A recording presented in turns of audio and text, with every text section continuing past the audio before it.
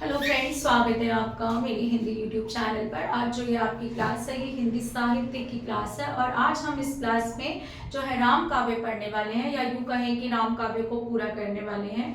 पिछली क्लासेस में मैं आपको आदिकाल भक्ति काल में जो है आपको संत काव्य धारा और सूफी काव्य धारा पूरा करा चुकी हूँ।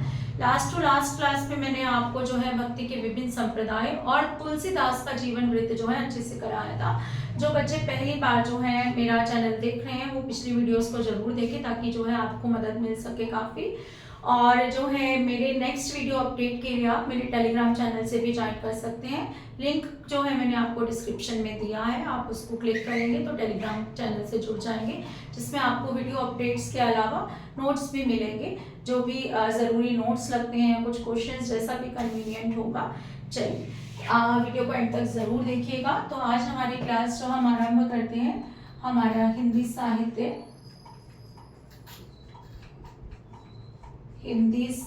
के अंतर्गत राम काव्य के शेष कवि व रचनाएं। मैंने यो रचनाओं का अलग से क्यों लिखा है वो आपको भी समझ आ जाएगा। जब मैंने आपको तुलसीदास पढ़ाया था तो तुलसीदास पढ़ाते हुए मैंने जो है एक नाम लिया था नाभादास, जिसे तुलसीदास का मित्र बताया था, या ये भी कह सकते हैं तुलसीदास के समकालीन कवि कौन है, नाभादास। तो नाभादास को पढ़ लेना जरूरी है। नाभादास को पढ़ते हैं तो एक बार इनके जो है गुरु अग्रदास को भी पढ़ लेते हैं। अग्रदास जो अग्रली नाम से जो है रचनाएं करते हैं। क्या खास बात है, इनकी रचनाएं देख लेते हैं। पहले तो ध्यान मंजरी, राम ध्यान मंजरी, ये मैं आपको पढ़ा चुकी हूं वैसे पहले। उपासना बावनी और अष्टयाम इनकी रचनाएं हैं। क्या खास बात है इनके बारे में, रचनाएं भी पूछ ली जाती है, लेकिन जो सबसे इंपॉर्टेंट बात है अग्रदास के बारे में वो क्या है कि राम काव्य में रसिक भावना का समावेश।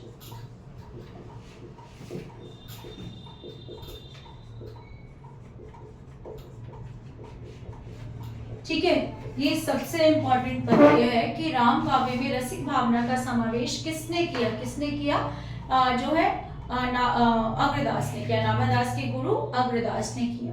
ठीक, कैसे कि इन्होंने अष्टयाम की रचना की, उसमें जो है 8 पैरों का वर्णन करते हुए राम और सीता के श्रृंगार आश्रित जो भी है कुछ जो है पद लिखे हैं।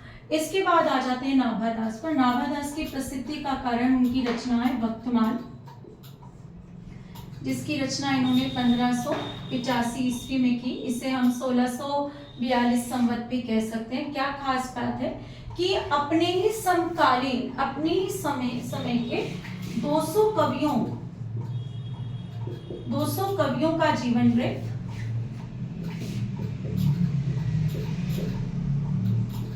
इन्होंने दिया, यानी कि मीरा के बारे में, तुलसीदास के बारे में, रहीम, सूरदास इत्यादि के बारे में 200 कवियों का जीवन वृत्त इन्होंने 316 छप्पे छंदों में किया।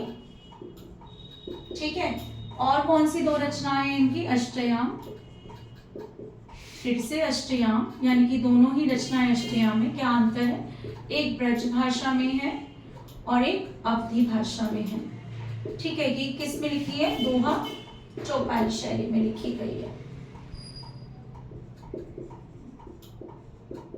इसके बारे में क्या खास बात है, ब्रज भाषा में है 8 पहरों का वर्णन, किसके, राम सीता के।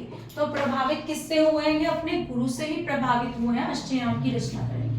भक्तिमाल से संबंधित एक और तथ्य कि भक्तिमाल की प्रथम टीका किसने लिखी। ठीक है, प्रथम टीका लिखी प्रियादास ने लिखी। कब लिखी, 1712 ईस्वी में लिखी। किस नाम से लिखी, इन्होंने नाम लिखा उसका रसबोधि। ठीक है, आप इतना याद कर लीजिए नाभादास के बारे में काफी है।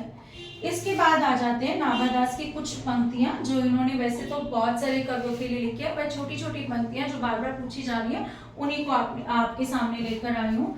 सबसे पहले इन्होंने लिखा कबीर के बारे में। कबीर कानी राखी नहीं वर्णाश्रम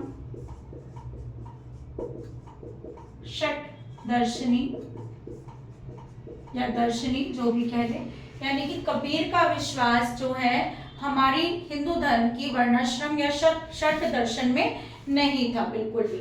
ठीक है, ये इन्होंने उनके बारे में लिखा है कि कबीर जो है इसमें ध्यान नहीं देते थे या इसमें जो है इनका कोई विश्वास नहीं था। मीरा के बारे में क्या लिखते हैं? निरंकुश अति निडर रसिक जस रसना गाय। मीरा जो है अकेले विरक्त जीवन बिता रही हैं अपने परिवार सगे संबंधियों के होते हुए भी, इसलिए इन्होंने उनके बारे में क्या लिख दिया? निरंकुश अति निडर। ठीक है, रसिक जस रसना गाय। इसके बाद तुलसीदास के बारे में भी लिखा है, बहुत बड़ी पंक्तियां हैं वैसे वो, मैं आपको क्या बताती हूँ कि अष्टयाम में इन्होंने अयोध्या का वर्णन करते लिखा हुआ है। क्या लिखा है? अवधपुरी की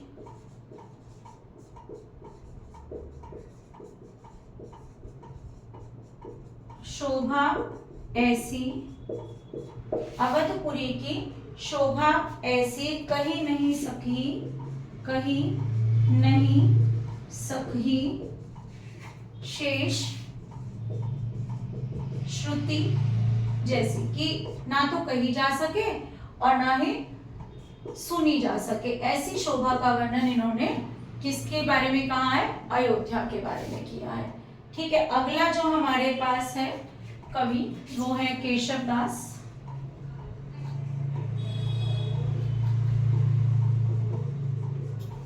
ठीक, केशव दास जो है वैसे तो रीतिकालीन कवि हैं।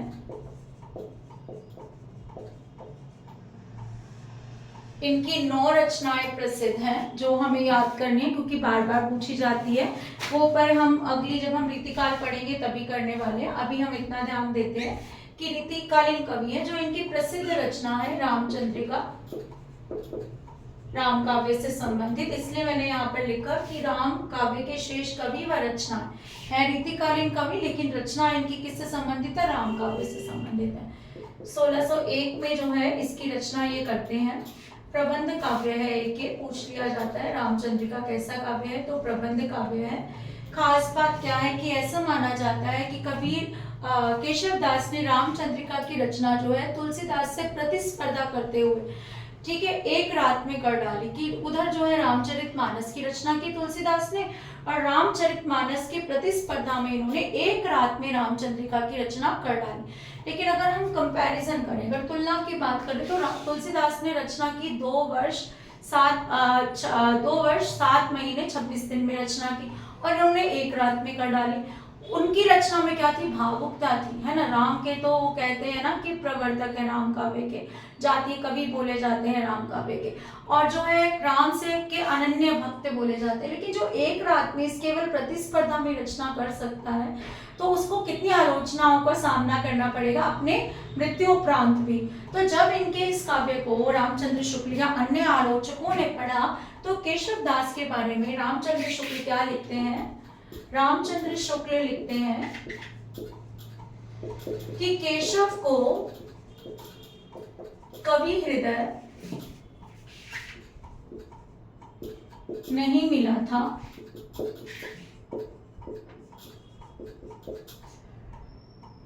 कवि में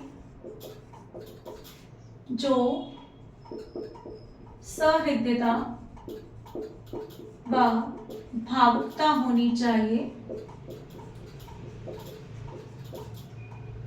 वो केशव में नहीं थी, वो केशव में नहीं थी या केशव में दिखाई नहीं देती थी।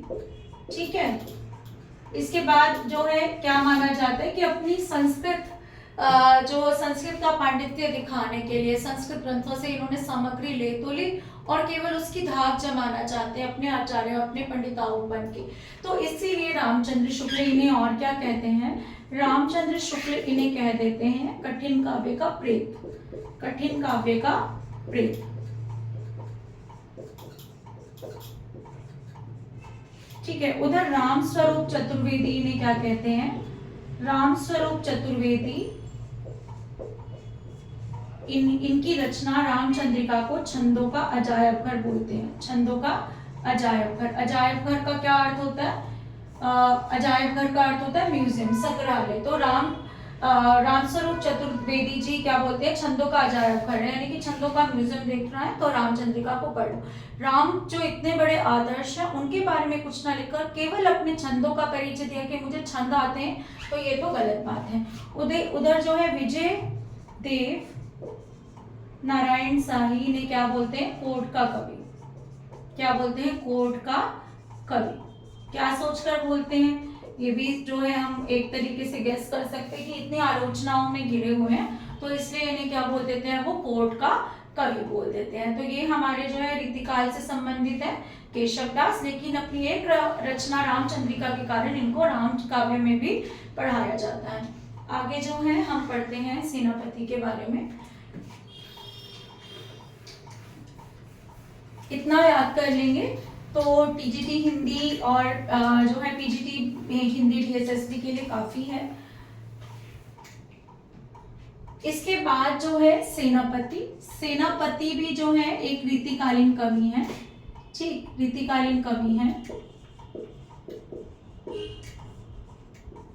रामचंद्र शुक्ल इनसे काफी प्रभावी हैं। वो कहते हैं कि रीतिकाल में जैसा श्रृंगार वर्णन इन्होंने किया और उसमें ऋतु वर्णन किया, ऋतु वर्णन मतलब ऋतुओं से संबंधित वर्णन किया, ऐसा किसी और ने नहीं किया, यानी कि सहृदयता थी इनमें। केशव की वो आलोचना कर रहे हैं, लेकिन सेनापति के बारे में उनका कथन बहुत अधिक प्रसिद्ध है कि ऐसा ऋतु वर्णन और किसी श्रृंगारी कवि ने नहीं किया।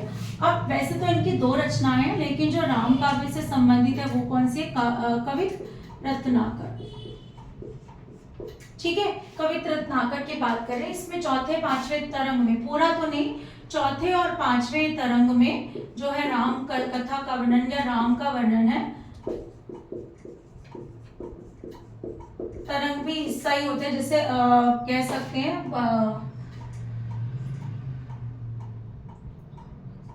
किसका, राम का वर्णन किया है,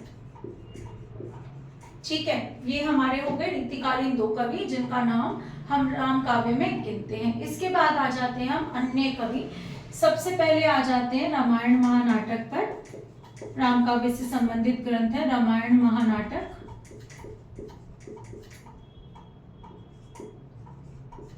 किसने लिखा, प्राणचंद चौहान ने लिखा।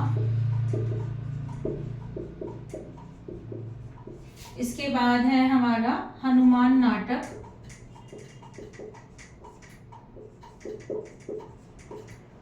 ठीक, किसने लिखा है, हृदय राम ने लिखा है। इसके बाद है हमारा माधव दास का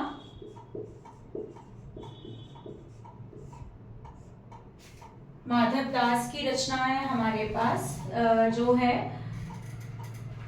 अध्यात्म रामायण।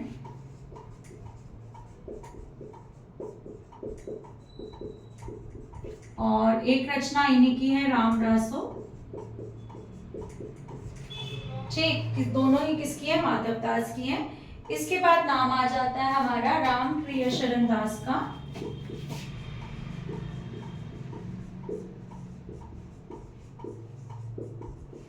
जिन्होंने सीतायन की रचना की। वो मैं आपको वही पढ़ा रही हूँ जो बार बार पूछा जाता है। कह सकते हैं कि कंटेंट कैसा है, अच्छा है और छोटा है, ठीक है। इसके बाद जो है लगभग यही है अवध विलास। हाँ जी, अवध विलास जो है ये भी राम काव्य से संबंधित है। जो किसने लिखा है, लालदास ने लिखा है। बार बार पूछा जाता है अवध विलास किसने लिखा, लालदास ने लिखा है, ठीक है। इनके जो है हम वर्ष देख लेते हैं। रामायण महानाटक जो है 1610 ईस्वी, ठीक, इसके बाद जो है हमारा हनुमान नाटक। हनुमान नाटक, ये थोड़ी सी स्पेलिंग मुझे लगती है, हनुमान नाटक इस तरीके से। ये है 1623 ईस्वी का, 1610 और 1623 ईस्वी। ठीक, इसके बाद जो है अध्यात्म रामायण हमारा जो है, अध्यात्म रामायण 1624, 1618 है रामरासो। ठीक, सीतायन की रचना जो है 703 में, 703 में, और अवध विलास की रचना 1643 ईस्वी में। वैसे तो आधुनिक काल में भी, गद्य काल में भी मैथिली शरण गुप्त ने 1931 में जो है साकेत की रचना की है। राम की शक्ति पूजा जो है निराला की, वो भी राम काव्य से संबंधित है। ये हमारे जो है इसमें जो है कवि आ जाते हैं। इसके बाद आ जाते हैं हम जो हमारी प्रसिद्ध पंक्तियां जो बार बार पूछी गई हैं।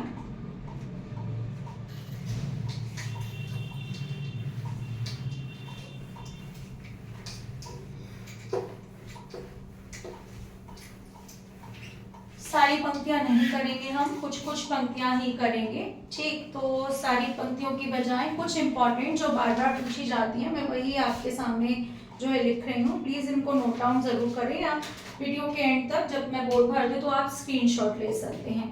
ठीक, तो सबसे पहले करते हैं हम तुलसीदास की पंक्तियां। अधिकतर बच्चे इसी बात से कंफ्यूज होते हैं कि इतना सारा है कैसे पढ़ें, कितना पढ़ें, है ना। तो कितना पढ़े में यही है जो मैं यहाँ पर लिखवा रही हूँ। सबसे पहले दोहावली रचना से जो बार बार पूछी जाती है कि कौन से जो है काव्य से ये पंक्तियां ली गई हैं। एक भरोसे, एक बल, एक आस विश्वास, एक भरोसे, एक बल, एक आस विश्वास, एक राम घनश्याम, हित चातक, तुलसीदास। ठीक है, तुलसीदास वैसे भी अपनी रचना जो है उन्होंने रामचरितमानस की भी रचना क्या बोला जाता है, स्वांत सुखाय के लिए की है। तो दोहावली में भी उनका हित चातक, हित चाहने वाले हैं वो, ये बहुत इंपॉर्टेंट है। इसके बाद है कवितावली से रचना पंक्तियां बार बार पूछी जाने वाली। गोरख जगायो जोगू, भक्ति भगायो लोगू। ठीक है, बार बार पूछी जाने वाली पंक्ति है ये वाली। इसके बाद जो है कवितावली में से यही, खेती ना किसान को भिखारी को ना भीख भली। ठीक है, कहां से ली गई है, कवितावली से रचना ली गई है पंक्तियां। इसके बाद है पुरते निक्सी नगर वधु, पुरते निक्सी नगर वधु, धरी धीर दिए, धरी धीर दिए, मग में पग है। ठीक है, क्या है कि अवधपुरी से निकलती है नगर वधु, कौन है, सीता, और धीरे धीरे जो है पांव रख रही है, अब जो है अधीर हो रही है। ठीक, इसके बाद अगली जो है झूठो है झूठो, झूठो है झूठो, झूठो सदा जब झूठो, झूठो सदा जब झूठो सदा जुग, संत कहत जे अंतु लाल। जग को क्या बताया गया है यहाँ पर, झूठा बताया गया। मातु पिता जग जाई, तज्जियो विधु, माता पिता ने जन्म दिया, भाग्य ने छोड़ दिया, विधु न लिखी कुछ हाल भलाई, माथे पर भी कोई जो है किस्मत नहीं लिखी हुई है, कोई अच्छी किस्मत नहीं लिखी हुई है। तो ये जो है कवितावली की रचनाएं है, मैं इनका मार्कर चेंज कर लेती हूँ। ठीक, इसके बाद जो है अगली रचना, अगली कविता की पंक्तियां जो है विनय पत्रिका से।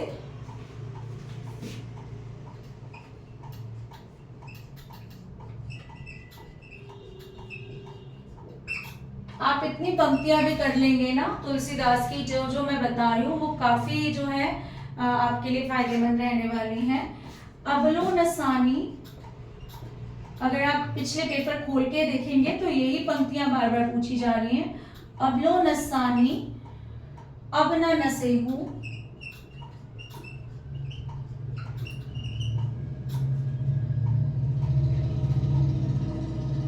इसके बाद जो है केशव कहीं न जाए, का कहिए कि केशव कहीं नहीं जाती, क्या कहिए। अब यहाँ पर केशव सुनकर ना लोग, बच्चों को लगता है कि कान्हा जी की बात हो रही है तो तुलसीदास कैसे कहेंगे, पर राम को इन्हें कई बार केशव इन्होंने बुलाया है। अगला है जाके प्रिय न राम वैदेही, बहुत ही इंपॉर्टेंट पंक्ति बार बार पूछी जाती है। ठीक, इसके बाद है रामचरितमानस से।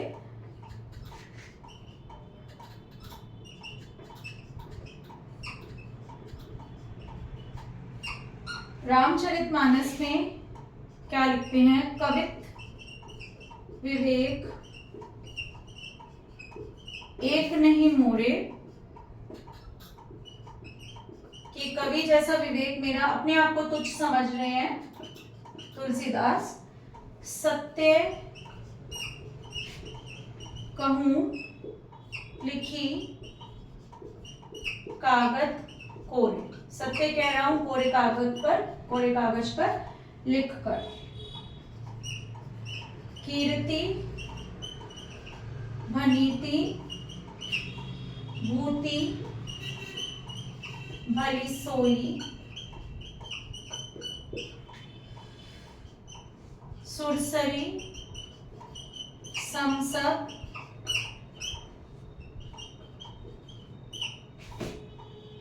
कहे हित होई, बार बार पूछी जाने वाली पंक्ति। इसके बाद है ये कथ विद सृज नारी जगमाही,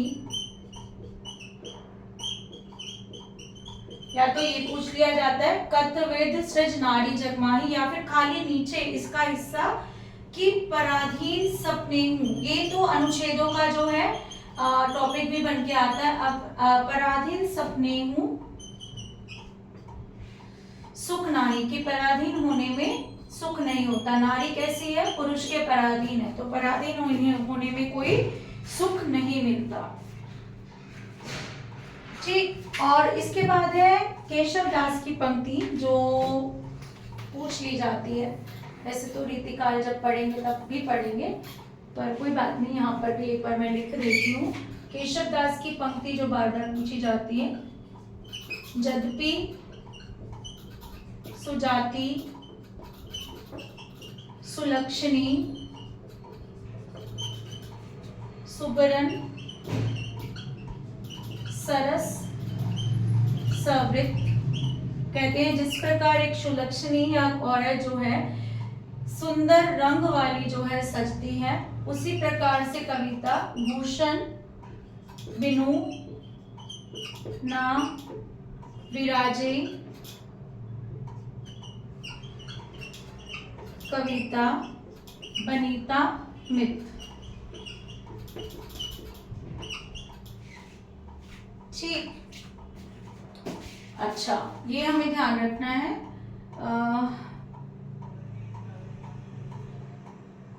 ये वाली जो है, ये वाली पंक्ति जो है, इसके लिए पूछ लिया जाता है। जो एक मीराबाई ने तुलसीदास को एक पत्र लिखा था, जिसके जवाब में जो है उन्होंने ये वाली पंक्तियां जो है मीराबाई को लिख करके दी थी कि जाके प्रिय ना राम विदेही, कि अगर तुम्हें जो है क्या कहते हैं, वो अपनी परेशानी से कर रही थी, इनको जो है पत्र लिखकर अपनी परेशानी बता रही थी, तो उन्होंने मार्ग दिखाया किसका, राम भक्ति का। तो आज की वीडियो में इतना ही। नेक्स्ट क्लास जो है जल्दी ही करेंगे, और जो है वीडियो को लाइक शेयर और चैनल को जो है सब्सक्राइब जरूर करें और अच्छे अच्छे कमेंट्स जरूर दीजिए।